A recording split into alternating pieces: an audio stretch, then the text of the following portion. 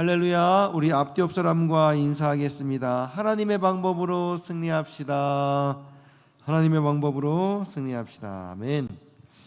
오늘은 사라진 왕조라는 제목으로 하나님 말씀을 전하겠습니다.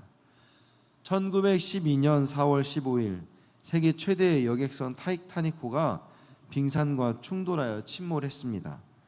그 당시 사람들은 이 배를 신도 침몰시킬 수 없는 배라고 불렀습니다. 하지만 인간의 교만이 만든 이 거대한 꿈은 차가운 바닷속으로 사라졌습니다.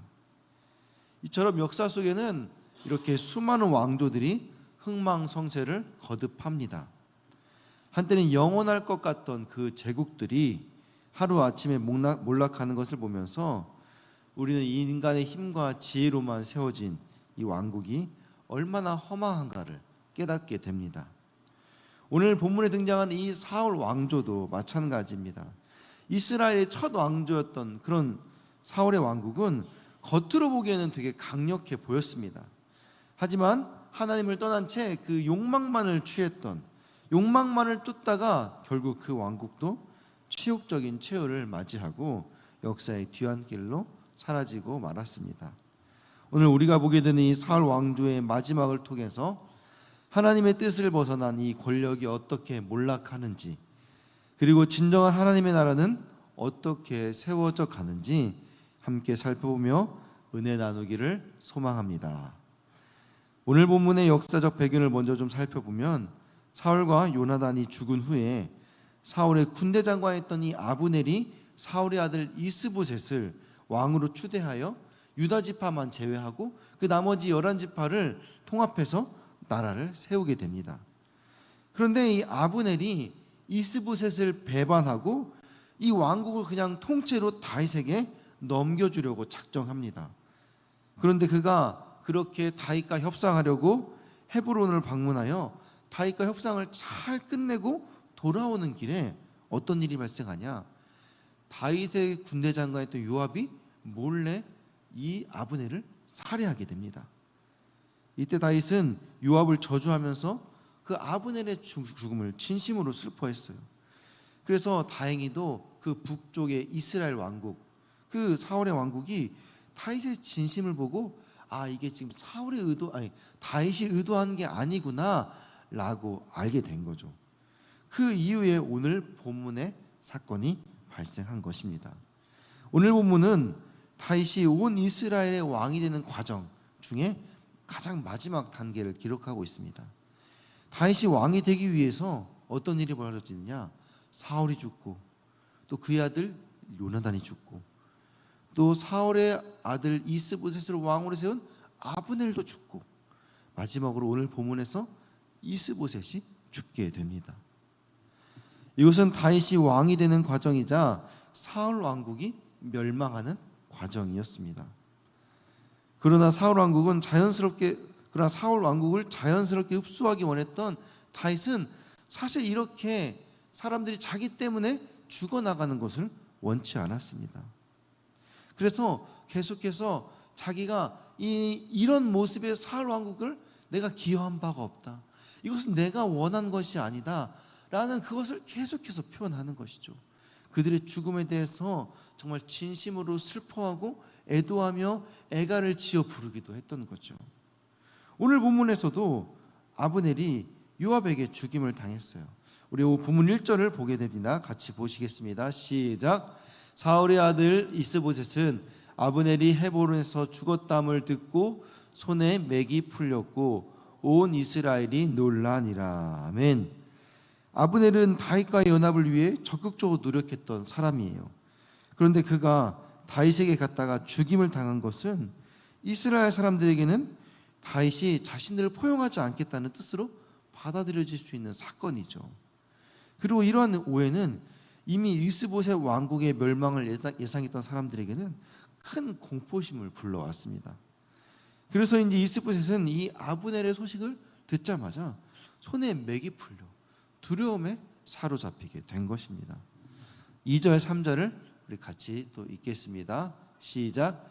사울의 아들 이스보셋에게 군지휘관 두 사람이 있으니 한 사람의 이름은 바나요 한 사람의 이름은 레갑이라. 베냐민족 속 브에롯 사람 림몬의 아들들이더라. 브에롯도 베냐민 지파에 속하였으니 일찍이 브에롯 사람들이 깃다임으로 도망하여 오늘까지 거기에 우거함이더라.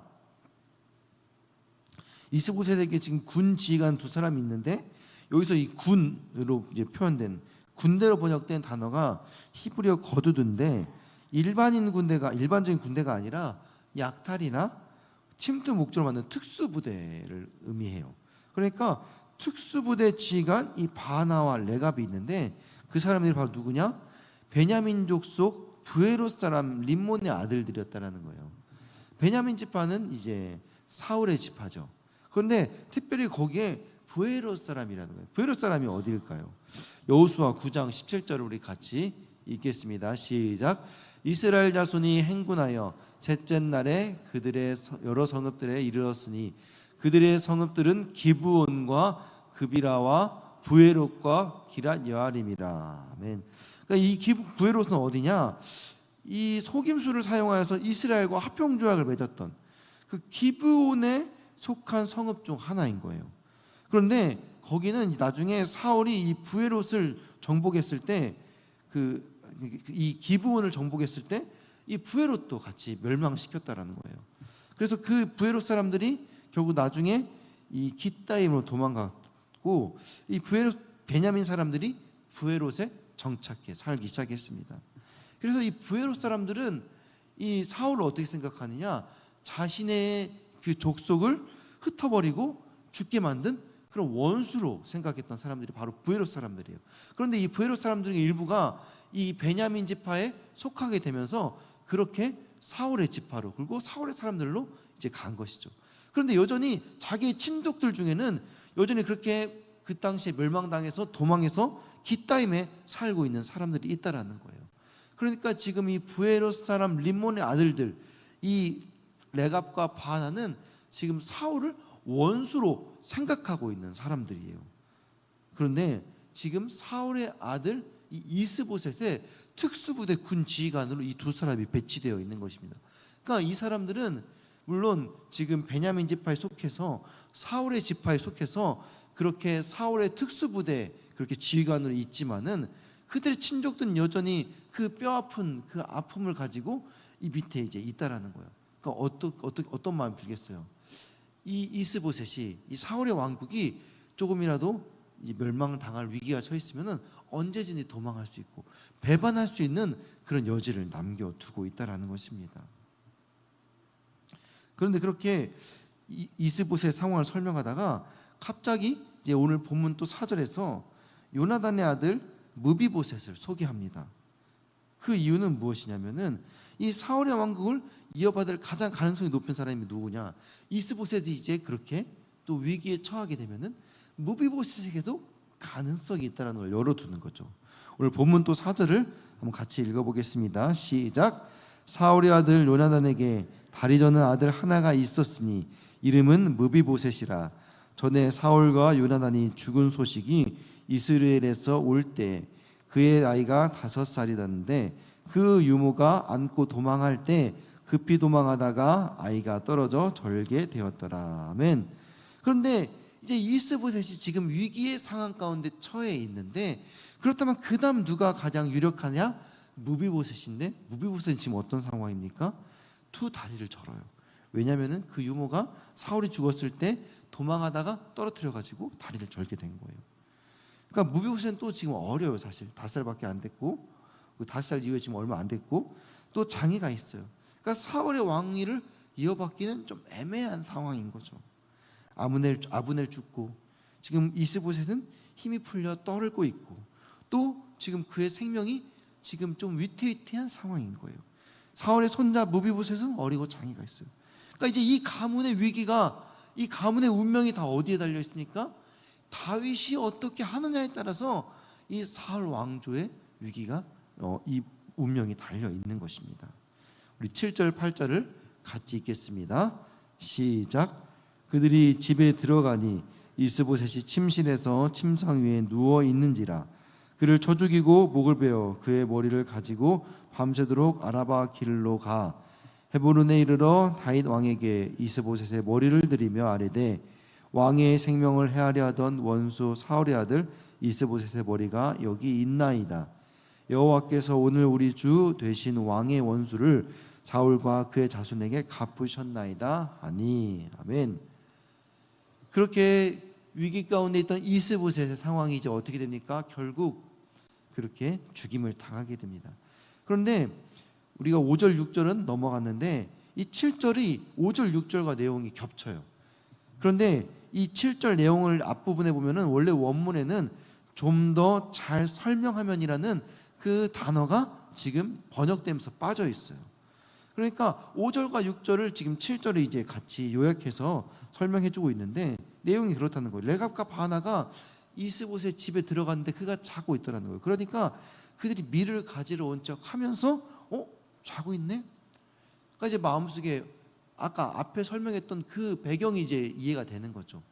아, 이 사람들이 사실 사울을 원수로 생각하고 있던 집안의 사람들인데 지금 상황이 너무 안 좋은데 이러다가 지금 이스보셋의 왕국이 멸망하게 생겼는데 우리가 이때 이스보셋을 죽여서 다윗에게 가져가서 우리가 좀 어떻게 살아보자를 하는 마음이 생긴 거죠.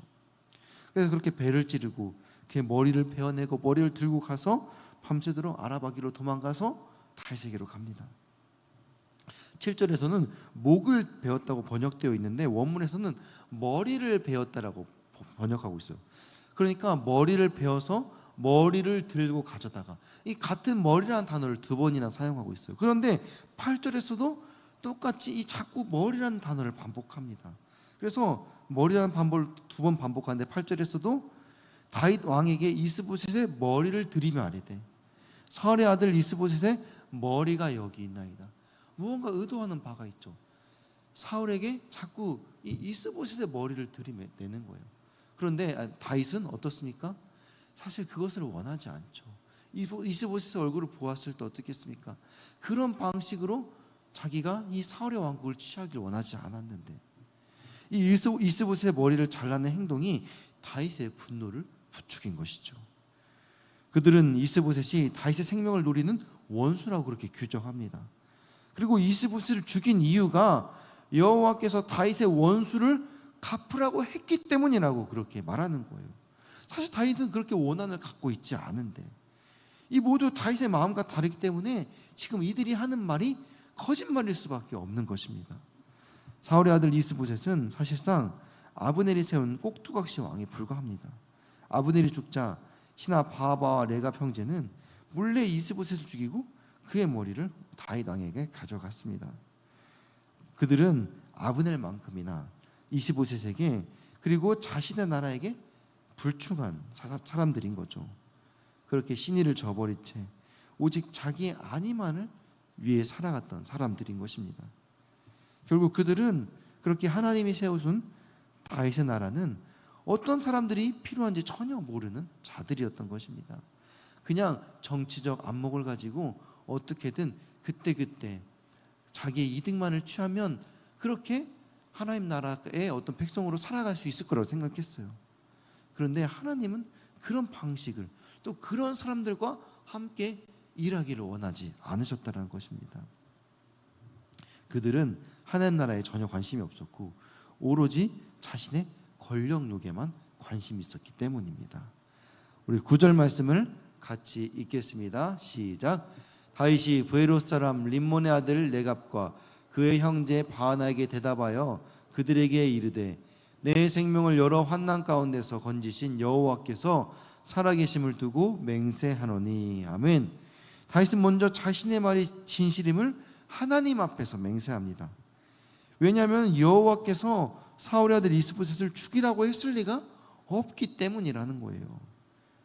하나님께서는 다윗을 모든 환난에서 건져 주셨어요. 사울이 다윗을 죽이려고 할 때에도 자신의 생명을 건져내 주신 분이 하나님이에요. 그러니까 자신의 생명은 하나님께 이미 보장을 받았는데 굳이 내가 하나님을 죽일 이유가 있겠어요? 그리고 하나님이 굳이 다윗의 원수를 갚기 위해서 사울의 왕조의 그 사람들을 그렇게 또 사울의 일도 아닌 사울의 아들을 죽일 이유가 있겠어요? 그러니까 자기는 그렇게 자기 자신의 생명을 하나님께서 구원해 주셨기 때문에 내가 하나님 앞에서 두고 맹세한다. 이런 일이 절대 있을 수가 없다라고 말하는 거죠. 우리 10절, 11절 같이 읽겠습니다. 시작. 전에 사람이 내게 알리기를 보라.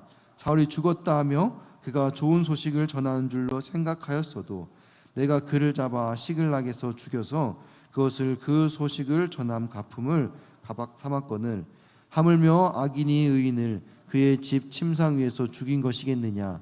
그런즉 내가 악인의 피 흘린 죄를 너희에게 갚아서 너희를 이 땅에서 없이 하지 아니하겠느냐 하고. 아멘. 그러면서 다윗은 이제 시글락에서 있었던 일을 회상합니다. 그 당시에도 자신이 전쟁에서 사울을 죽였다고 찾아온 그 아말렉 사람 어떻게 했습니까? 그냥 처형시켰죠. 그런데 지금 레갑과 바나가 똑같이 침상에 누워있는 이스보셋을 죽였다 하면서 찾아온 것입니다. 그래서 다윗은 이것도 마찬가지로 이스보셋 살인자를 처형하는 것이 마땅하다라고 말하는 거예요. 여기서 다윗은 이스보셋을 의인이라고 말합니다. 그것은 그의 죽음의 상황에서 그가 잘못한 것이 없기 때문에 이스보셋을 의인이라고 말하는 거죠. 물론 하나님께서 사울을 기름 부으시고 그 다음에 다윗을 왕으로 기름 부으셨어요. 그 상황에서 아브넬이 이스라엘 장로들을 데리고 그렇게 또 이스보셋을 왕으로 추대했을 때 이스보셋이 그것을 받아들였다고 해서 그것 자체가 사실 죄인 것은 아니라는 거예요. 이스보셋을 왕으로 세우면서 자신의 권력을 취하려고 했던 그 아브넬, 사실 그가 잘못된 것이지요. 그리고 그 이스보셋을 죽임으로 자신의 이득을 탐하려고 했던 그 레압과 바하나 형제가 진짜 악인이라는 것입니다. 그렇게 사울 왕가의 죽음에 이방인이 관여된 것들, 이것은 어떻게 보면 이스라엘의 엄청난 치욕인 것입니다. 아버지 사울이 죽을 때는 블레셋 병사가 그렇게 찾아왔고, 아들 이스보셋이 죽을 때에는 부에롯 사람 림몬의 아들들이 찾아와가지고 그렇게 이스라엘 왕조, 사울의 왕조를 더럽힌 것입니다. 기념비까지 세우며 흔적을 남기려 했던 그 사울의 집안은 그렇게 치욕과 수치만 남기며 역사의 뒤안길로 사라져 버렸습니다. 그렇게 하나님과 상관없는 나라를 세우려다가 수치와 오명만 남는 인생이 되어버린 것이지요. 우리도 하나님과 관계없는 삶을 살다가 하나님이 원치 않는 방향으로 그렇게 우리의 삶이 마무리되지 않도록 늘 깨어서 말씀으로 우리의 삶을 점검해야 될 줄 믿습니다. 우리 마지막 11절, 12절 같이 읽겠습니다.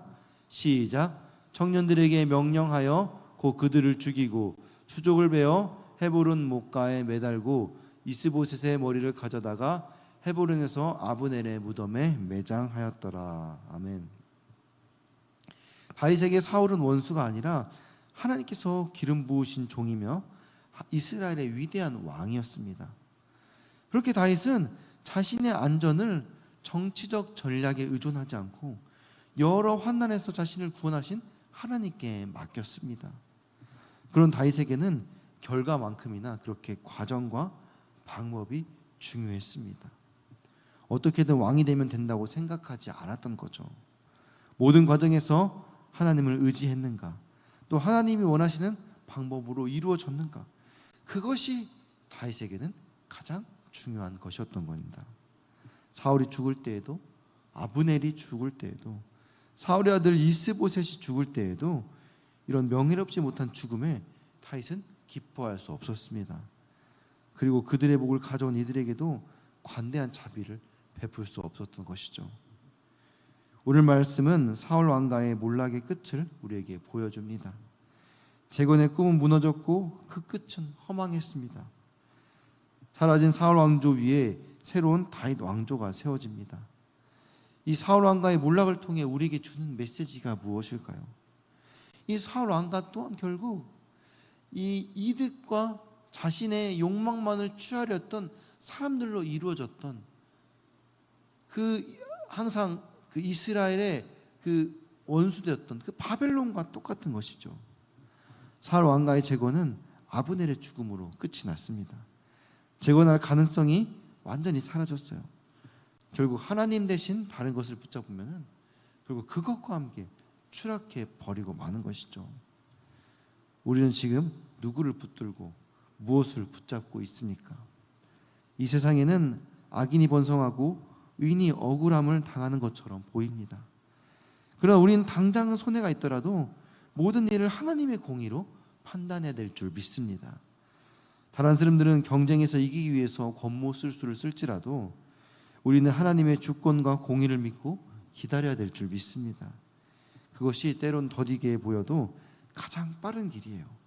결국 하나님을 신뢰하고 기다린 다윗을 왕으로 세우셨듯이 하나님은 그분이 정하신 방법으로 우리의 삶을 이루실 것입니다. 사랑하는 성도 여러분, 오늘 우리는 사울 왕조의 마지막 순간을 보았습니다. 하나님의 뜻에 벗어난 왕조는 결국 역사 속으로 사라졌습니다. 세상의 권력과 명예는 한순간에 사라질 수 있지만은 하나님의 뜻 안에서 이루어지는 일은 영원히 견고한 줄 믿으시기 바랍니다. 우리도 사울 왕조처럼 자신의 욕망만을 쫓다가 허망에 무너지는 삶이 되지 않도록, 그래서 오직 하나님만을 의지하며 그분의 때를 기다리는 다윗처럼 믿음으로 승리하는 우리 서울제일교회 모든 성도님들 되시기를 주님의 이름으로 축원합니다. 아멘. 우리 이 시간 들은 말씀 기억하며 함께 기도하기를 소망합니다. 같이 기도하실 때 하나님을 떠나 허망에 무너지는 삶이 되지 않도록 끝까지 주님만을 바라보는 신실한 믿음을 내게 주시옵소서. 당장의 성공이 아닌 영원한 가치를 추구하는 하나님의 방법으로 승리하는 지혜를 주시옵소서. 특별히 2024년도를 잘 마무리하고 2025년도를 하나님 안에서 잘 채워갈 수 있는 우리 교회가 되도록, 또 우리 둔촌 포레온 아파트 입주민들을 위한 전도 계획이 잘 준비되게 하셔서 많은 영혼들이 우리 교회에 또 올 수 있도록 많은 영혼을 섬기고 세우는 교회 되게 하옵소서라고, 또 몸과 마음으로 고통받는 우리 교회 성도들을 치유하여 주시옵소서. 각자의 기도 제목을 위하여서 사랑하는 주님 이름 3번 부르고 같이 기도하겠습니다. 주여